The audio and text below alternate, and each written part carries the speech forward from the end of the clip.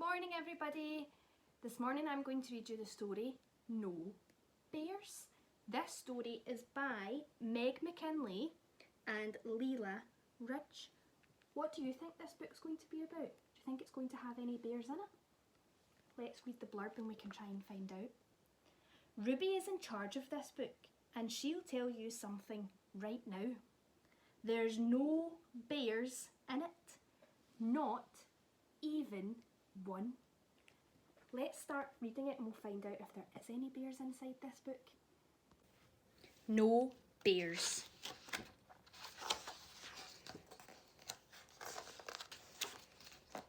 No bears.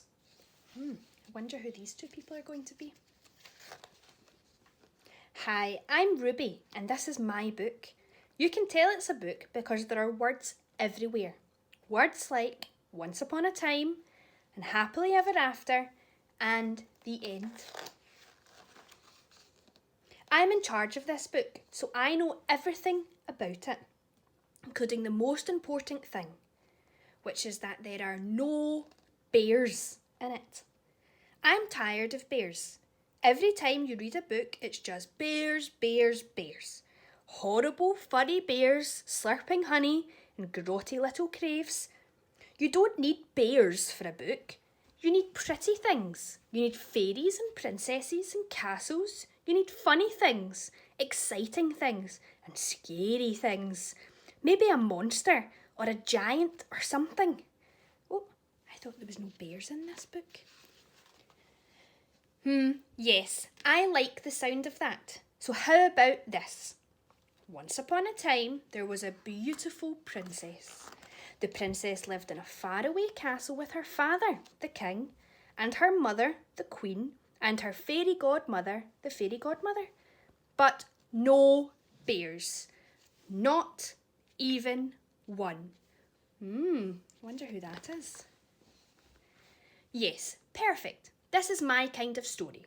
So, there were no bears in the castle, and there were no bears in the village. There were no bears in the whole entire kingdom, or the next one, or the next one.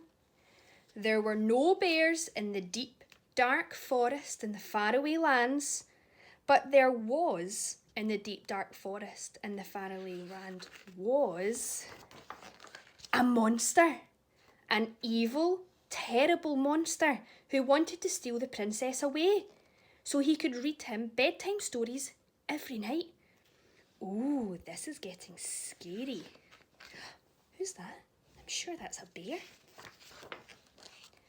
One day, the monster set out from the faraway lands. He climbed the mountains. He crossed the rivers. Who's that?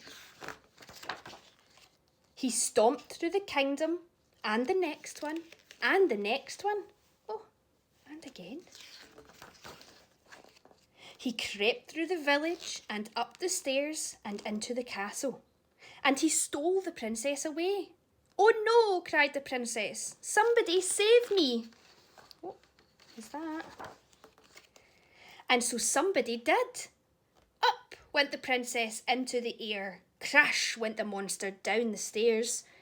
Down came the princess, safe in the tree. Splash went the monster into the sea. Phew, that was close. Hooray, cried the princess, I'm saved. Then her father, the king, and her mother, the queen, threw a party for the fairy godmother because everyone knew she was the only one who had saved the princess with her fantastical magic powers. Wow, this has turned out to be a pretty good book, don't you think? In fact, I think this has been the prettiest, most exciting, scariest and funniest book ever. And I know why. Because there are no bears in it. Not one. So now there's only one thing left to do. And I think you know what it is.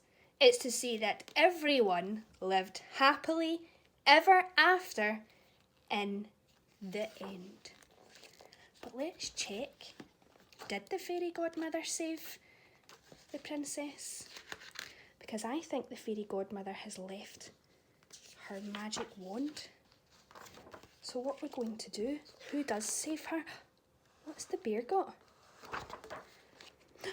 Who is it that's actually saving her?